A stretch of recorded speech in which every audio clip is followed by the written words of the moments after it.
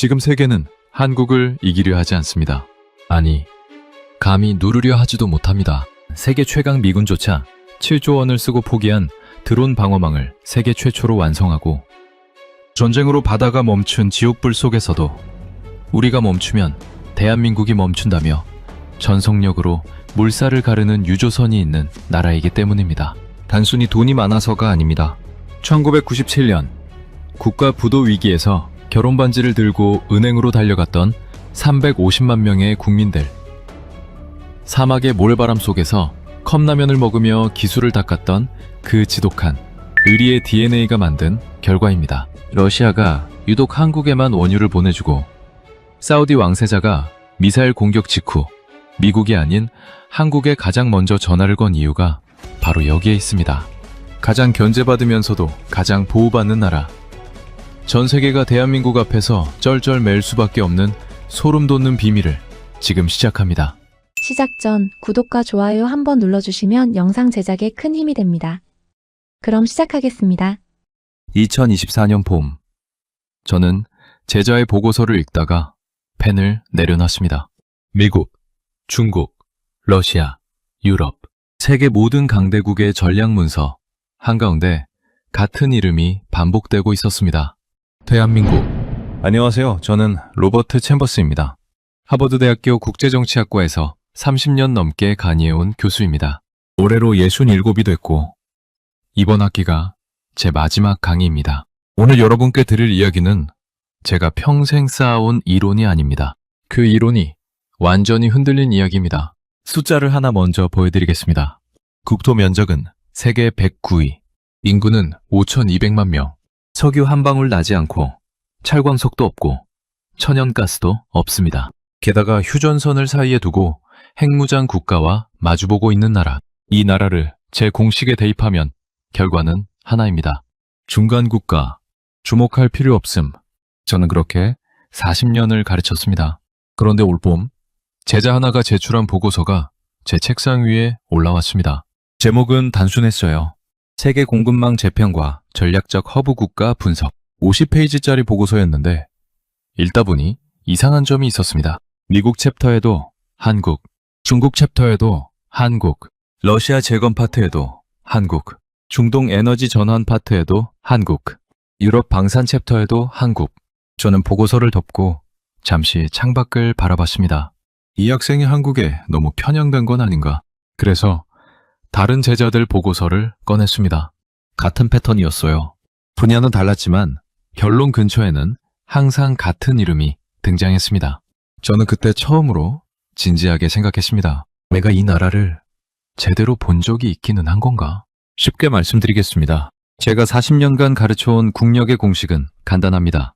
인구가 많아야 하고, 자원이 있어야 하고, 군사력이 강해야 합니다.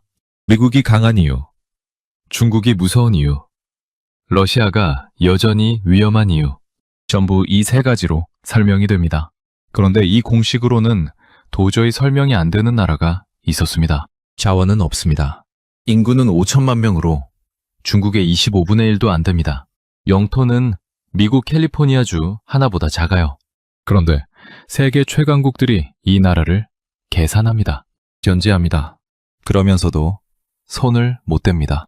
이게 얼마나 이상한 상황이냐면요. 세계 경찰을 자처하는 나라가 이웃 나라에는 즉각 관세 폭탄을 던지고, 다른 나라에는 군함을 보내고, 심지어 동맹국한테도 압박 카드를 꺼내는데 유독 이 나라 앞에서만 말을 아낍니다. 왜일까요? 저는 그 질문을 들고 강의실로 들어갔습니다.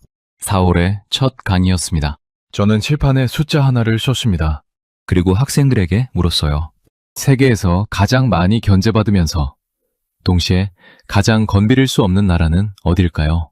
학생들이 저마다 답했습니다. 중국이라는 대답이 제일 많았어요.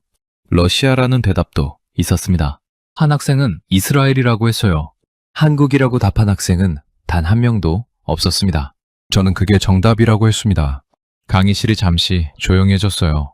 앞줄에 앉은 학생이 손을 들었습니다. 교수님, 한국이요? 분단국가 아닙니까? 어떻게 그게 가능하죠? 좋은 질문이었습니다. 저도 같은 질문을 스스로에게 던지고 있었으니까요. 보통 나라는 한 가지 카드로 세상과 협상합니다. 자원이 있거나 군사력이 있거나 돈이 있거나 셋 중 하나입니다. 그런데 한국은 달랐어요. 반도체가 있었습니다. 조선이 있었습니다. 방산이 있었습니다. 건설과 플랜트가 있었고 거기에 문화까지 있었습니다. 어느 하나가 뛰어난 게 아니라 이 모든 것이 동시에 세계 최고 수준이었어요. 쉽게 말씀드리면요. 슈퍼마켓에 비유해 보겠습니다. 동네에 가게가 여러 개 있는데 유독 한 가게만 없애면 동네 전체가 불편해지는 가게가 있습니다. 쌀도 거기서 팔고 약도 거기서 팔고 가스도 거기서 충전하고 택배도 거기서 받는 가게. 주인이 마음에 안 들어도 가격이 조금 비싸도 결국 그 가게를 찾아갈 수밖에 없는 겁니다. 한국이 세계 경제에서 그 자리를 차지했습니다. 만이가 끝나고 저는 연구실에 혼자 앉아 오래 생각했습니다. 제가 국제정치학을 처음 배운 건 1970년대였습니다. 당시 한국은 전쟁의 잿더미 위에 서 있던 나라였어요. 미국이 보내는 밀가루로 끼미를 이어가던 나라였습니다. 제 스승은 이렇게 말했어요. 저런 나라들은 강대국의 체스판 위에서 말만이 될 뿐이야. 스스로 말판을 짜는 건 불가능해. 저도 그렇게 믿었습니다. 40년 동안. 그런데 지금 그 나라가 체스판을 흔들고 있습니다. 강대국들이 그 나라를 어떻게 다룰지 계산하고 그 나라 없이는 자신의 전략이 완성되지 않는다는 걸 조용히 인정하고 있습니다. 저는 그날 연구실 창가에 서서 오래 서 있었습니다. 40년치 강의 노트가 책장에 꽂혀 있었어요. 그 노트 어디에도 이 나라는 없었습니다. 그게 부끄러웠습니다. 강의실에는 늘 회의론자가 있습니다. 저는 그걸 좋아합니다. 반박이 없는 강의실은 죽은 강의실이니까요. 다음날 아침 한 학생이 강의실 문을 열고 들어오면서 제게 먼저 말을 걸었습니다. 교수님, 어제 강의 생각해봤는데요. 솔직히 납득이 안 됩니다. 한국이 중요한 나라라는 건 알겠어요. 근데 그게 세계가 쩔쩔맨다는 수준입니까? 과장 아닌가요? 저는 자리에 앉으며 대답했습니다. 그 질문, 오늘 강의 주제입니다. 숫자를 하나 보여드리겠습니다. 2023년 기준 전 세계 D램 반도체 시장에서 한국 기업 두 곳이 차지하는 점유율이 얼마인지 아십니까? 삼성전자와 SK하이닉스.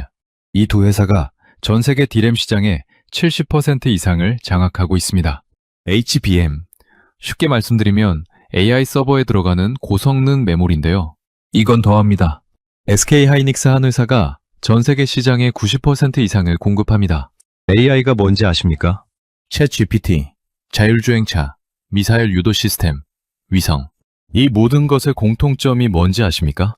전부 이 메모리 없이는 한 발짝도 움직이지 못합니다.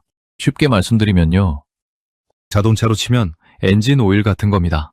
없어도 차가 굴러가는 것 같지만 결국 엔진이 타버립니다. 그리고 그 엔진 오일을 전 세계에 공급하는 곳이 사실상 한국뿐입니다. 미국이 이 사실을 모를 리 없습니다. 중국이 이 사실을 모를 리 없습니다. 그래서 어떻게 됩니까?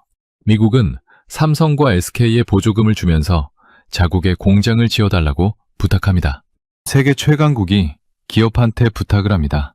중국은 반도체 굴기를 선언하고 수조 원을 쏟아부었지만 2024년 현재 기술 격차는 여전히 3년에서 5년입니다.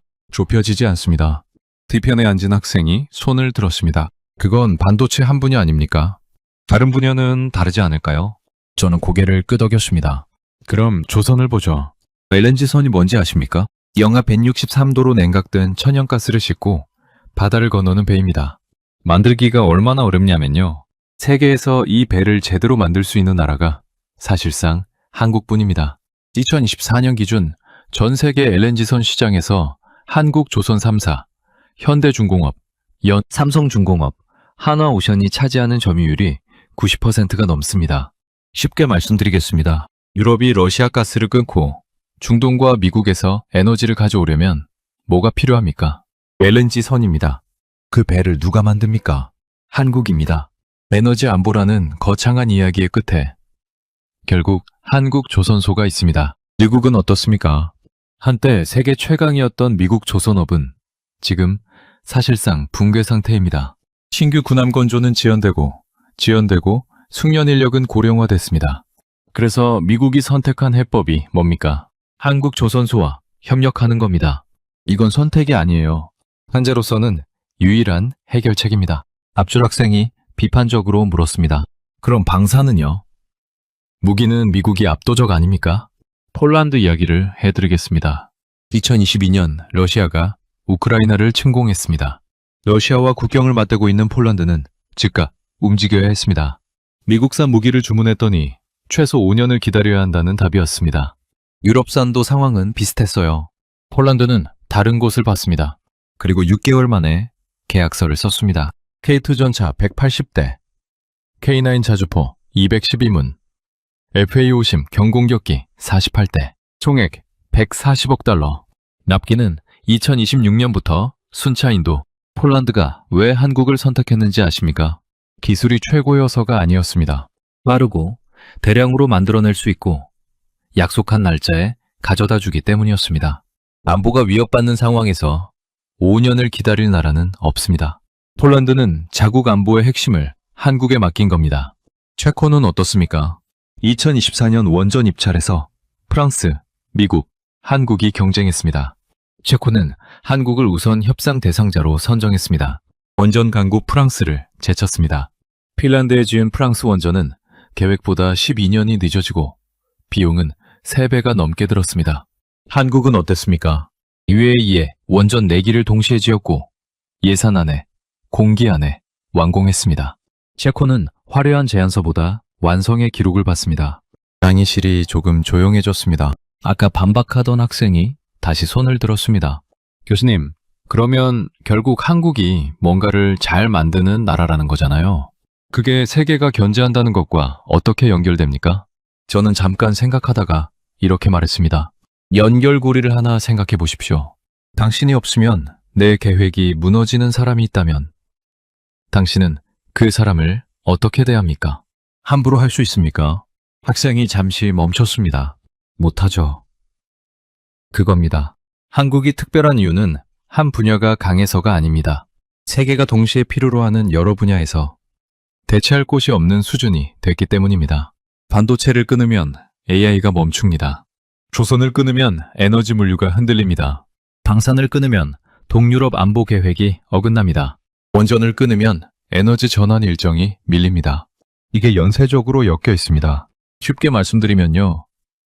건물의 기둥 하나를 빼면 금이 가지만 버팁니다. 그런데 여러 곳에 동시에 박혀있는 핀을 빼면 어떻게 됩니까? 건물이 통째로 내려앉습니다. 한국은 지금 세계 시스템 여러 곳에 동시에 박혀있는 나라가 됐습니다. 저는 칠판에 한 문장을 썼습니다. 견제는 힘의 증거다. 의존은 가치의 증명이다. 강의실 뒤편에서 한 학생이 조용히 중얼거렸습니다. 그 두 가지가 동시에 존재하는 나라가 있다는 거네요. 저는 고개를 끄덕였습니다. 그리고 속으로 생각했습니다. 나는 왜 이 나라를 40년 동안 보지 못했을까? 강의가 며칠 쌓이면서 학생들 사이에 묘한 분위기가 생겼습니다. 처음엔 반신반의하던 눈빛들이 조금씩 달라지고 있었어요. 질문도 달라졌습니다. 그게 정말입니까? 해서 그렇다면 왜입니까? 로 바뀌었습니다. 그건 좋은 신호였습니다. 그런데 한 학생이 수업 시작 전 제 자리로 먼저 찾아왔습니다. 평소에 가장 날카로운 질문을 던지던 학생이었어요. 교수님, 솔직히 여쭤봐도 됩니까? 한국이 그렇게 중요한 나라라면 왜 세계는 한국을 존중하지 않습니까?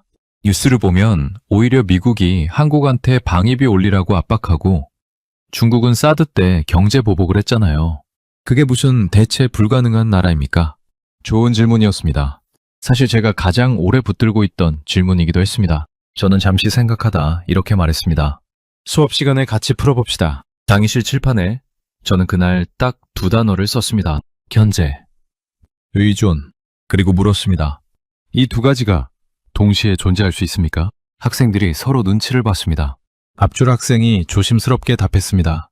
보통은 하나 아닌가요? 견제하거나 의존하거나. 저는 고개를 저었습니다. 세계가 한국을 대하는 방식이 바로 그 둘이 동시에 작동하는 구조입니다. 그리고 그게 핵심입니다. 쉽게 말씀드리겠습니다. 직장에 비유해보죠. 회사에 없어서는 안 될 직원이 한 명 있습니다. 일을 너무 잘해서 이 사람이 빠지면 프로젝트가 통째로 흔들립니다. 그런데 상사 입장에서는 이 직원이 편하지 않습니다. 너무 능력이 뛰어나면 언제 독립할지 모르고 협상에서 자꾸 유리한 위치를 차지하고 팀 전체가 이 사람한테 의존하게 됩니다. 그래서 상사는 어떻게 합니까? 견제합니다. 그러나 자르지는 못합니다. 견제와 의존이 동시에 작동하는 겁니다. 지금 세계와 한국의 관계가 정확히 이 구조입니다. 중국 이야기부터 해보겠습니다. 2016년 한국이 사드를 배치했을 때 중국이 어떻게 했는지 기억하십니까? 관광을 끊었습니다. 한국 문화 콘텐츠를 봉쇄했습니다. 한국 기업을 압박했습니다. 표면적으로는 강한 압박처럼 보였어요. 그런데 결과가 어떻게 됐습니까? 한국은 이 시기를 거치면서 중국 의존도를 오히려 구조적으로 낮췄습니다. 핵심 산업의 국산화를 가속했고 수출 다변화를 서둘렀습니다. 쉽게 말씀드리면요. 때리면 무너질 거라 생각했는데 맞고 나서 더 단단해진 겁니다. 중국 내부 연구기관들의 평가를 보면 이런 표현이 나옵니다. 단기 충격에는 반응했으나 중장기 구조에서는 오히려 강화됐다. 이 시점부터 중국의 전략이 바뀝니다. 장압에서 관리로, 누르는 것에서 계산하는 것으로. 왜일까요? 중국 입장에서 한국을 계속 흔들면 어떻게 됩니까? 한국이 반도체 공급망에서 중국 비중을 더 빠르게 줄입니다. 미국, 일본과 기술 블록을 더 단단하게 형성합니다. 중국이 가장 두려워하는 그림.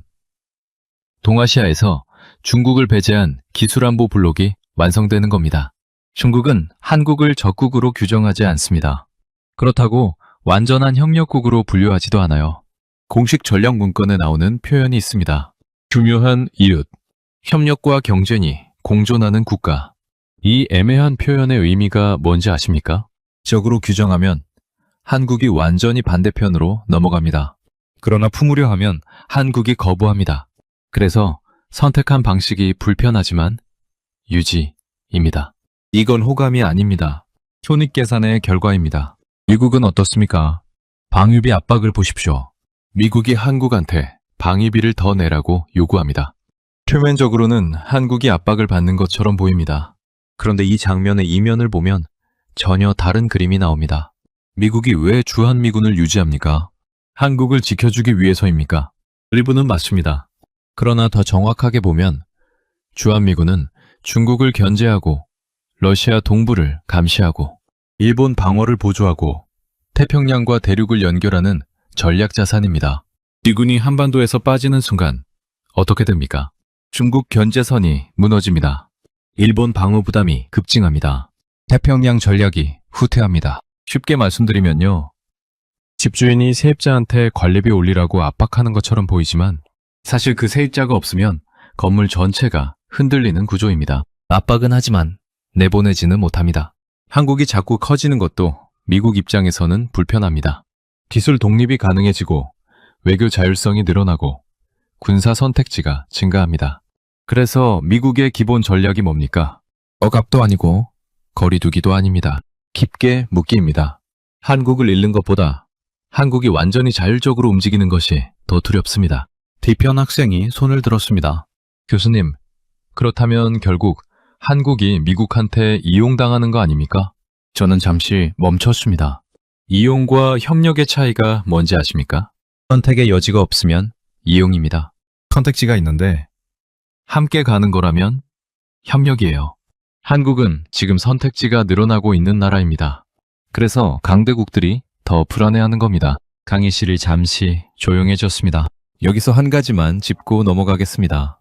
세계가 한국을 견제하는 이유와 의존하는 이유는 사실 같은 뿌리에서 나옵니다. 한국이 너무 여러 곳에서 너무 깊이 들어와 있기 때문입니다. 반도체, 조선, 방산, 건설, 문화. 이 중 하나만 막아도 세계 어딘가의 계획이 틀어집니다. 강대국들이 한국 앞에서 말을 아끼는 이유. 이제 조금 보이십니까? 건드리는 순간 판이 흔들린다는 걸 알기 때문입니다. 그런데 여기서 질문이 하나 더 남습니다. 그렇다면 가장 직접적으로, 가장 절박하게 한국을 필요로 하는 나라는 어딜까요? 저는 그 답을 찾기 위해 다음 강의에서 미국을 정면으로 들여다보기로 했습니다. 세계 최강국이 왜 한국을 놓지 못하는지, 그 구조를 하나씩 열어보기로 했습니다. 양이 나흘째였습니다. 저는 그날 칠판에 숫자 하나만 써놓고 학생들이 들어오기를 기다렸습니다. 10일. 뒤편 학생이 먼저 물었습니다.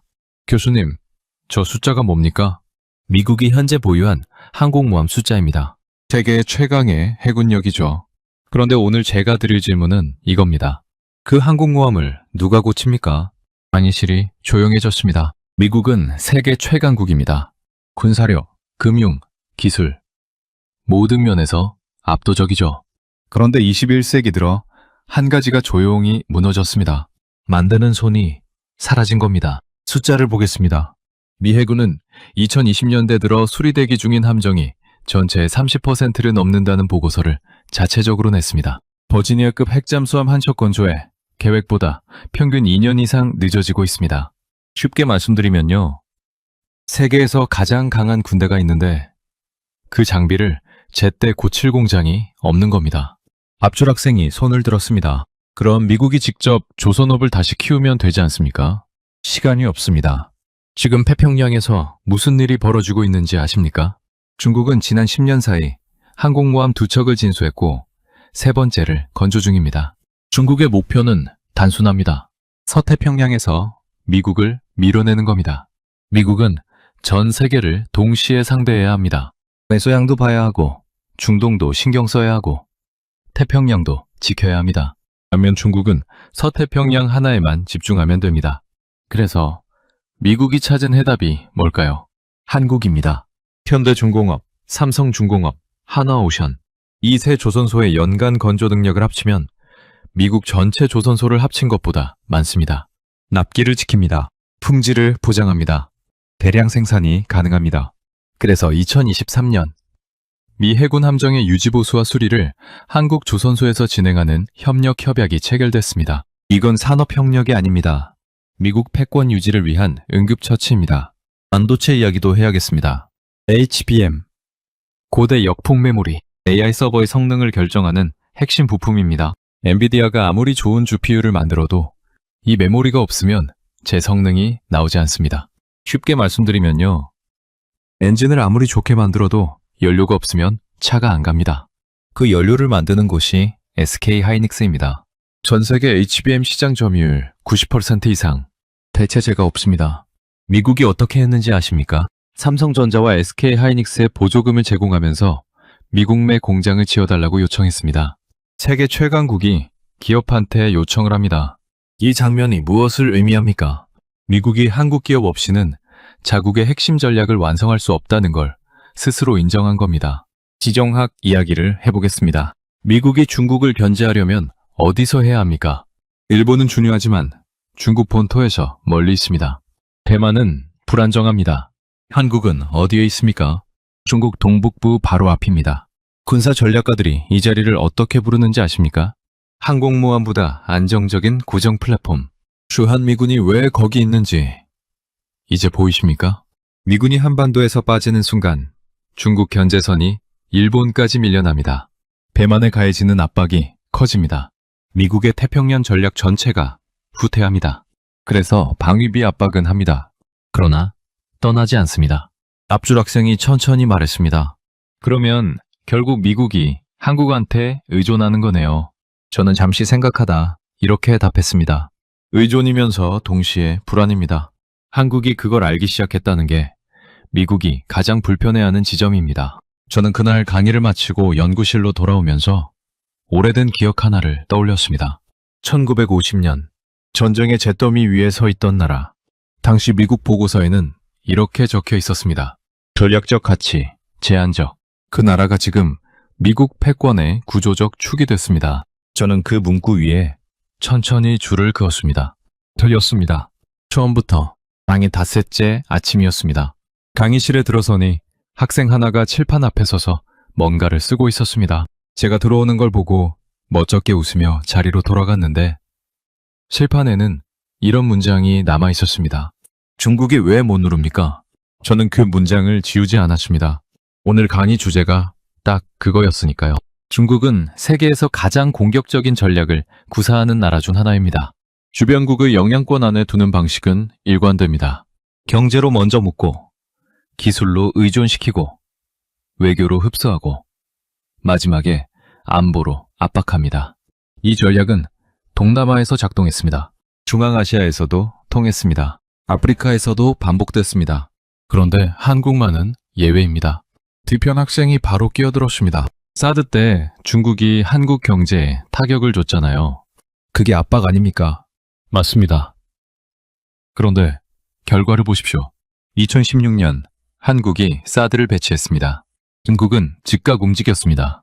관광을 끊었습니다. 한국 문화 콘텐츠를 봉쇄했습니다. 롯데를 압박해서 사실상 중국에서 철수하게 만들었습니다. 표면적으로는 강력한 보복이었습니다.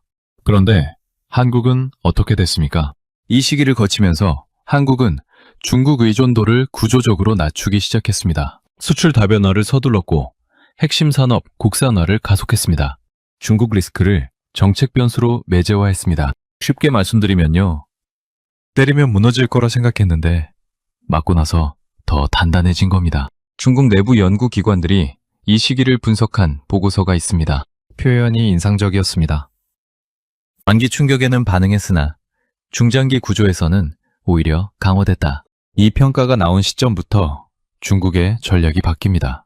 장압에서 관리로, 누르는 것에서 계산하는 것으로. 왜 바뀌었을까요? 반도체를 보십시오. 중국이 지금 가장 공들이는 게 뭡니까? AI입니다. 군사 현대화입니다. 디지털 경제입니다. 이 세 가지의 공통 분모가 뭔지 아십니까? 고성능 메모리입니다. 중국은 반도체 굴기를 선언했습니다. 수조 원을 쏟아부었습니다. 중국 최대 메모리 기업 YMTC가 2016년 설립됐고 국가가 전폭적으로 지원했습니다. 그런데 2024년 현재 기술 격차는 여전히 3년에서 5년입니다. 좁혀지지 않습니다. 왜일까요? 메모리는 설계만 된다고 끝이 아닙니다. 수율이 있어야 하고 안정성이 있어야 하고 대량 생산 능력이 있어야 합니다.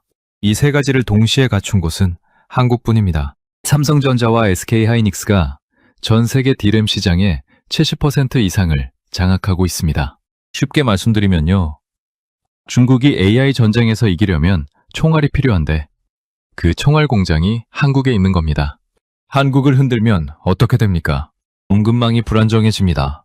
AI 전략이 지연됩니다. 군사 현대화에 차질이 생깁니다. 한국을 건드리는 순간 중국의 핵심 전략이 동시에 흔들립니다. 앞줄 학생이 반박했습니다.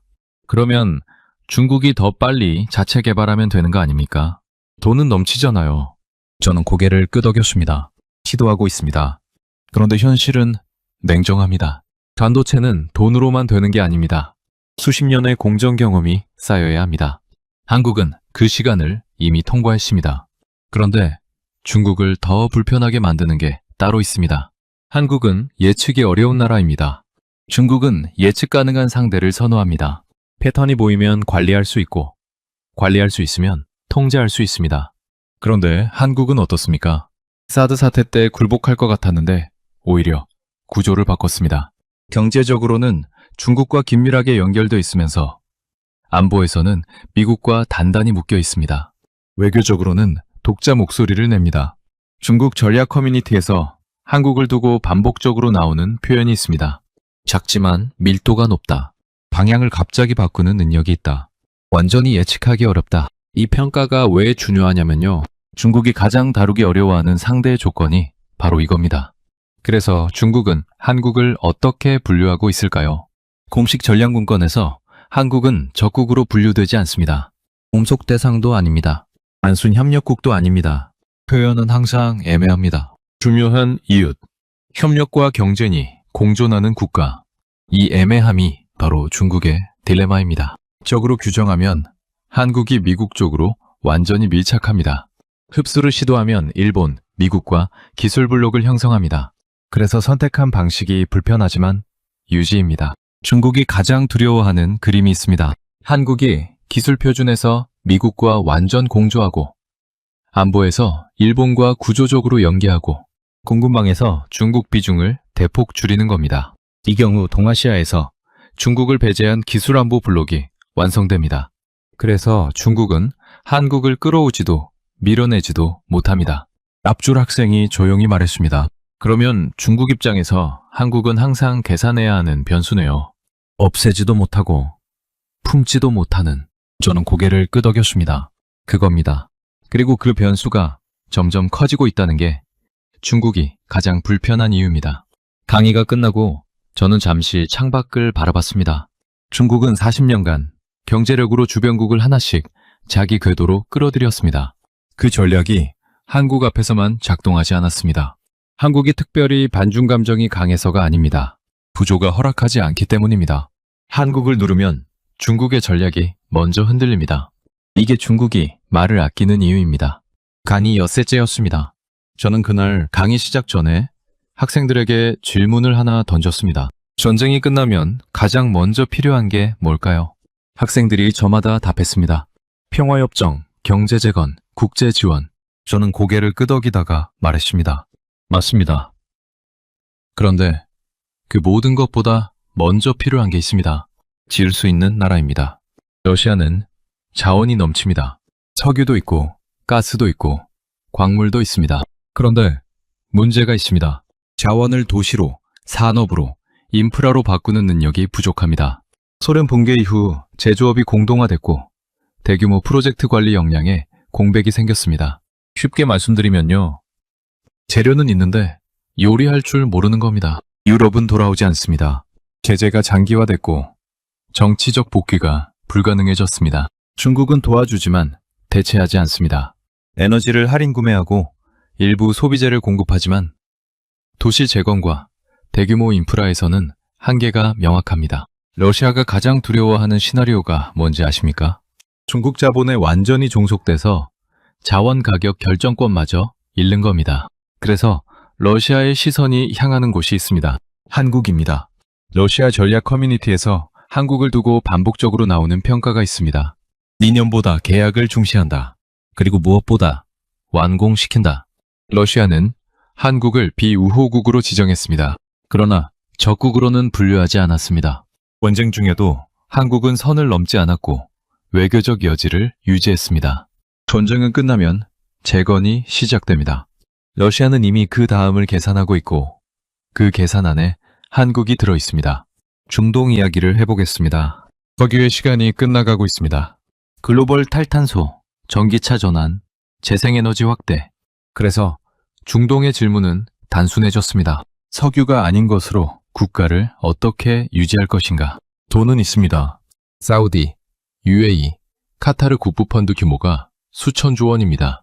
그런데 결정적 문제가 있습니다. 대규모 프로젝트를 끝까지 완주한 경험이 없습니다. 앞줄 학생이 물었습니다. 미국이나 유럽 기술이 더 좋지 않습니까? 왜 한국입니까? UAE 바라카 원전을 보십시오. 한국은 원전 4기를 동시에 건조했습니다. 계약 금액 200억 달러, 공기 8년. 결과는 예산 안에, 기한 안에 완공이었습니다. 지금 UAE 전력 수요의 25%를 공급하고 있습니다. 이 프로젝트의 경쟁 상대가 미국과 프랑스였습니다. 중동이 한국을 선택한 이유가 뭡니까? 화려한 제안서가 아니라 완성의 기록을 봤기 때문입니다. 사우디 국부펀드 PIF가 한국에 투자한 금액이 2023년 기준 약 60억 달러입니다. UAE 아부다비 투자총은 한국 기업에 100억 달러 이상을 투자했습니다. 이건 단순 투자가 아닙니다. 중동이 한국을 하청업체가 아닌 미래 설계의 동반자로 본다는 뜻입니다. 중동이 한국을 특별하게 보는 이유가 하나 더 있습니다. 한국은 기술을 숨기지 않습니다.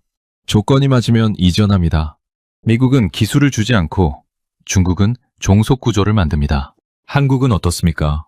우리를 대체하지 않고 우리 스스로 할 수 있게 만들어준다. 이게 중동의 평가입니다. 유럽과 일본 이야기로 넘어가겠습니다. 이 두 지역의 공통점이 뭔지 아십니까? 20세기에 완성된 나라들이라는 겁니다. 그런데 21세기 경쟁은 20세기 방식으로 이길 수 없습니다. 조선을 보십시오. 일본은 한때 세계 1위 조선 강국이었습니다. 2024년 기준 한국이 세계 수주량의 50% 이상을 차지하는 동안 일본은 10%도 안 됩니다. LNG선은 한국 조선 3사가 세계 시장의 90% 이상을 독점합니다. 배터리를 보십시오. 유럽은 전기차 시장이 큽니다. 그런데 배터리 기술력과 생산 능력을 동시에 갖춘 곳은 한국뿐입니다. 그래서 유럽 자동차 기업들이 LG, 삼성 SDI, SK온과 합작 공장을 짓고 있습니다. 폴란드 원전은 한국 기술로 짓고 있고 체코 원전 입찰에서는 한국이 우선 협상 대상자로 선정됐습니다. 유럽연합 공급망 보고서는 한국을 중국 의존도를 낮추기 위한 핵심 축으로 지정했습니다. 뒤편 학생이 조용히 말했습니다. 러시아도 중동도 유럽도 전부 다른 이유로 한국을 필요로 하는 거네요. 저는 고개를 끄덕였습니다. 러시아는 지을 나라가 필요합니다. 중동은 미래를 설계할 나라가 필요합니다. 유럽은 전환을 함께할 나라가 필요합니다. 그리고 세 곳 모두에서 그 답이 한국으로 향하고 있습니다. 강의를 마치고 저는 연구실로 돌아와 지도를 펼쳤습니다. 러시아, 중동, 유럽, 방향도 다르고 처한 상황도 다르고 필요한 것도 달랐습니다. 그런데 결론이 같았습니다. 돈은 있어도 미래를 지어본 적 없는 나라들이 한국을 찾고 있었습니다. 저는 지도 위 한반도를 한참 바라봤습니다. 이 작은 땅이 어떻게 여기까지 왔을까? 그 질문이 머릿속에서 떠나지 않았습니다. 당이 1회째였습니다. 저는 그날 강의실에 들어서면서 평소와 다른 걸 하나 했습니다. 책상 위에 사진 한 장을 올려놓았습니다. 1953년 서울의 항공사진이었습니다. 건물이 없었습니다. 도로가 없었습니다. 남아있는 건 잔해뿐이었습니다. 학생들이 하나둘 그 사진을 들여다봤습니다. 앞줄 학생이 물었습니다. 교수님, 이게 어딥니까? 서울입니다. 지금 우리가 이야기하고 있는 그 나라의 수도입니다. 70년 전입니다. 강의실이 조용해졌습니다. 저는 학생들에게 숫자를 하나 보여드렸습니다. 1953년 한국의 1인당 국민소득 67달러입니다. 당시 세계에서 가장 가난한 나라 중 하나였습니다. 전쟁이 핥히고 간 자리에는 공장도 없었고 도로도 없었고 먹을 것도 없었습니다. 미국이 보내는 밀가루로 끼미를 이어가던 나라였습니다. 제 스승은 이런 나라를 두고 이렇게 말했습니다. 저런 나라들은 강대국의 체스판 위에서 말이 될 뿐이야. 스스로 판을 짜는 건 불가능해. 저도 그렇게 믿었습니다. 그런데 지금 그 나라의 1인당 국민소득이 얼마인지 아십니까? 33,000달러입니다. 70년 만에 500배가 됐습니다. 경제사학자들이 이 숫자를 보고 뭐라고 합니까? 인류 역사상 유례가 없는 압축 성장이라고 합니다. 어떤 나라도 이 속도로 여기까지 온 적이 없습니다. 뒤편 학생이 손을 들었습니다. 교수님, 그건 경제 성장 이야기 아닙니까? 그게 왜 세계가 한국을 필요로 하는 것과 연결됩니까? 저는 잠시 생각하다 말했습니다. 연결고리가 하나 있습니다. 한국은 바닥에서 꼭대기까지 올라온 나라입니다. 그 모든 단계를 직접 통과했습니다. 그게 왜 중요한지 오늘 이야기해 보겠습니다. 한국이 걸어온 길을 한번 보겠습니다. 1960년대 한국은 섬유와 신발을 만들었습니다. 값싼 노동력이 전부였습니다. 1970년대에는 철강과 조선으로 올라섰습니다. 포항제철이 세워졌고 조선소가 들어섰습니다. 1980년대에는 자동차와 전자로 확장했습니다. 1990년대에는 반도체가 핵심 산업이 됐습니다. 2000년대에는 스마트폰과 디스플레이로 세계 시장을 장악했습니다. 그리고 지금은 배터리, AI 반도체, 방산, 원전까지 뻗어 있습니다. 이 흐름이 뭘 의미하는지 아십니까? 한국은 산업화의 모든 단계를 순서대로 통과했습니다. 저부가 제조에서 시작해서 중간재로, 핵심 부품으로, 첨단 기술로 이 경로를 실제로 밟아본 나라가 얼마나 됩니까? 미국은 처음부터 강대국이었습니다. 유럽은 산업혁명의 원조입니다. 일본도 한국보다 훨씬 앞서 시작했습니다. 이 나라들은 아래에서 위까지 올라오는 경험이 없습니다. 한국만이 그 전체 경로를 압축해서 통과했습니다. 쉽게 말씀드리면요. 밑바닥부터 꼭대기까지 계단을 전부 밟아본 사람만이 각 계단이 얼마나 가파른지, 어디서 미끄러지는지, 어떻게 올라서는지를 압니다. 한국은 그 계단을 전부 알고 있는 나라입니다. 그래서 세계가 한국을 찾는 이유가 여기 있습니다. 러시아는 전후 재건을 해야 합니다. 중동은 석유 이후 산업국가를 만들어야 합니다. 베트남은 저부가 제조에서 벗어나야 합니다. 인도네시아는 자원 수출국에서 산업국가로 전환해야 합니다. 이 나라들이 가는 길 위에 이미 발자국을 남긴 나라가 있습니다. 한국입니다. 앞줄 학생이 물었습니다. 그런데 교수님, 한국이 그걸 가르쳐 줄 이유가 있습니까? 자기 경쟁자를 키우는 거 아닙니까? 저는 고개를 저었습니다. 한국이 베트남에 공장을 짓는 건 경쟁자를 키우는 게 아닙니다. 공급망의 확장입니다. 한국이 설계하고 기술을 이전하면 그 나라는 한국의 생산 네트워크 안으로 들어옵니다.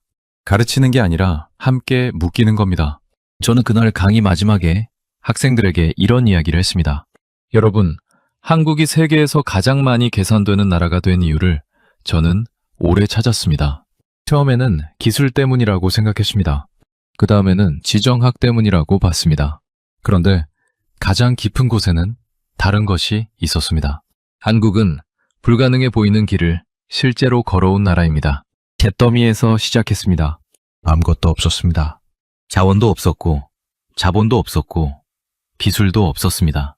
그런데 70년이 지난 지금, 세계가 한국 없이는 돌아가지 않는 구조가 됐습니다.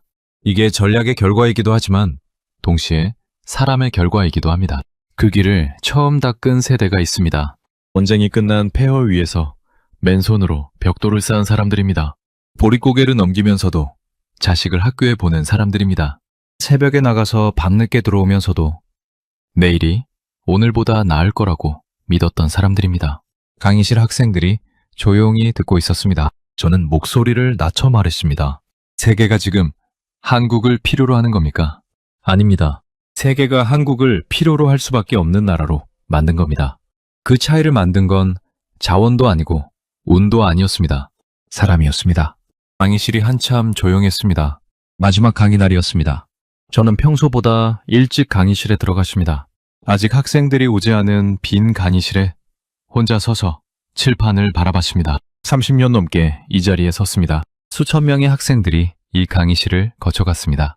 그런데 마지막 강의를 앞두고 제가 하려는 이야기는 제가 30년간 가르쳐온 것과 전혀 다른 이야기였습니다. 저는 분필을 들고 칠판에 천천히 썼습니다. 견제는 힘의 증거다. 의존은 가치의 증명이다. 그리고 그 아래 한 줄을 더 썼습니다. 두 가지가 동시에 존재하는 나라. 학생들이 하나둘 들어오기 시작했습니다. 칠판의 문장을 보고 서로 눈빛을 교환했습니다. 자리가 다 찼을 때 저는 강의를 시작했습니다. 오늘은 지난 한 학기를 정리하는 날입니다. 그런데 정리하기 전에 한 가지만 먼저 묻겠습니다. 여러분, 강대국이 뭐라고 생각하십니까? 학생들이 저마다 답했습니다. 군사력, 경제 규모, 기술력, 영토. 저는 고개를 끄덕였습니다. 다 맞습니다. 그런데 제가 이번 학기에 배운 건 다릅니다. 강대국의 조건이 아니라 강대국도 손댈 수 없는 나라의 조건입니다. 지난 한 학기 동안 우리가 들여다본 것들을 다시 한번 보겠습니다. 미국은 세계 최강국이지만 함정을 만드는 손이 사라졌고 AI 패권을 유지하는 연료가 부족합니다. 그 공백을 한국이 채우고 있습니다. 중국은 세계 최대 인구와 경제를 가졌지만 메모리 반도체의 결정적 공백을 스스로 메우지 못합니다. 그 공백에 한국이 있습니다. 러시아는 자원이 넘치지만 전후 재건을 혼자 완성할 수 없습니다. 그 빈자리를 채울 나라로 한국을 개선하고 있습니다. 중동은 수천조 원의 돈이 있지만 미래를 지어본 경험이 없습니다. 그 경험을 가진 나라가 한국입니다. 유럽과 일본은 20세기를 완성했지만 21세기 전환에서 막혔습니다. 그 전환의 핵심 고리에 한국이 들어있습니다. 뒤편 학생이 손을 들었습니다. 교수님, 그런데 한국이 이 위치를 언제까지 유지할 수 있습니까? 언젠가 대체되지 않겠습니까? 저는 잠시 생각했습니다. 좋은 질문입니다. 그런데 질문을 조금 바꿔보겠습니다. 한국을 대체하려면 무엇이 필요합니까? 반도체 기술만 따라잡으면 됩니까? 조선 역량만 갖추면 됩니까? 방산 생산 능력만 있으면 됩니까? 학생이 고개를 저었습니다. 전부 다 해야 하는 거네요. 그겁니다. 한국은 한 분야가 강한 게 아닙니다. 세계가 동시에 필요로 하는 여러 분야에서 연쇄적으로 대체 불가능한 위치를 만들었습니다. 하나를 따라잡는 사이 한국은 또 다른 곳에서 앞서 나갑니다. 그래서 세계는 한국을 따라잡으려 하지 않습니다. 붙잡으려 합니다. 앞줄 학생이 조용히 물었습니다. 교수님은 왜 마지막 강의를 한국으로 끝내십니까? 저는 잠시 칠판을 바라봤습니다. 솔직히 말씀드리겠습니다. 저는 이 나라를 오래 무시했습니다. 국제정치학의 공식 안에 넣을 수 없는 나라라고 생각했습니다. 작고, 분단됐고, 자원도 없는 나라. 연대국의 체스판 위에서 말이 될 뿐이라고 봤습니다. 그런데 틀렸습니다. 한국은 체스판의 말이 되지 않았습니다. 체스판의 판을 바꾸는 나라가 됐습니다. 그 과정에서 화려한 자원이 있었던 것도 아니고 처음부터 강대국의 지원이 넘쳤던 것도 아니었습니다. 전쟁의 잿더미에서 시작해서 한 세대 한 세대가 쌓아 올린 겁니다. 저는 목소리를 낮췄습니다. 제가 학자로서 가장 부끄러운 게 뭔지 아십니까? 이 나라가 여기까지 오는 동안 저는 이 나라를 제대로 본 적이 없었다는 겁니다. 그래서 마지막 강의만큼은 제가 틀렸다는 걸 기록으로 남기고 싶었습니다. 강의실이 조용해졌습니다. 저는 분필을 내려놓고 학생들을 천천히 바라봤습니다. 여러분, 오늘 이 강의를 듣는 분들 중에 한국 분들이 계십니까? 몇몇 학생들이 손을 들었습니다. 한 가지만 말씀드리겠습니다. 세계가 여러 군의 나라를 어떻게 보는지 지금 이 강의실에서 들으셨습니까? 강대국들이 여러분의 나라를 견제하는 이유가 뭔지 아십니까? 위협이 되기 때문이 아닙니다. 없어서는 안 되기 때문입니다. 그 자리를 만든 사람들이 누굽니까? 학생들이 조용히 듣고 있었습니다. 여러분의 부모님 세대입니다. 여러분의 할아버지, 할머니 세대입니다. 아무것도 없던 땅에서 시작해서 세계가 계산하지 않을 수 없는 나라를 만들어낸 사람들입니다. 그분들이 새벽에 나가고 밤늦게 들어오면서 쌓아 올린 것들이 지금 이 강의실에서 제가 설명하는 세계 구조의 일부가 됐습니다. 저는 잠시 말을 멈췄습니다. 그분들께 감사하다고 말씀드린 적이 있습니까? 오늘 집에 가시면 꼭 한번 전해드리십시오. 강의가 끝났습니다. 학생들이 하나둘 강의실을 빠져나갔습니다. 저는 마지막으로 칠판에 쓴 문장을 한참 바라봤습니다. 변제는 힘의 증거다. 의존은 가치의 증명이다. 30년 전 저는 힘 있는 나라만이 세계를 움직인다고 가르쳤습니다. 그 공식이 틀리지는 않았습니다. 그런데 불완전했습니다. 세계는 힘만으로 굴러가지 않습니다. 없어서는 안 되는 가치를 가진 나라가 있어야 합니다. 그리고 지금 그 자리에 한국이 있습니다. 저는 분필가루가 묻은 손을 천천히 털었습니다. 30년 강의의 마지막 결론이 이렇게 날 줄은 몰랐습니다. 세계가 가장 필요로 하는 나라, 세계가 가장 계산하는 나라, 세계가 가장 건드리기 두려운 나라. 그 나라는 중국도, 러시아도, 미국도 아니었습니다. 폐허에서 시작한 그 나라였습니다. 오늘 이 이야기를 보시면서 어떤 생각이 드셨습니까?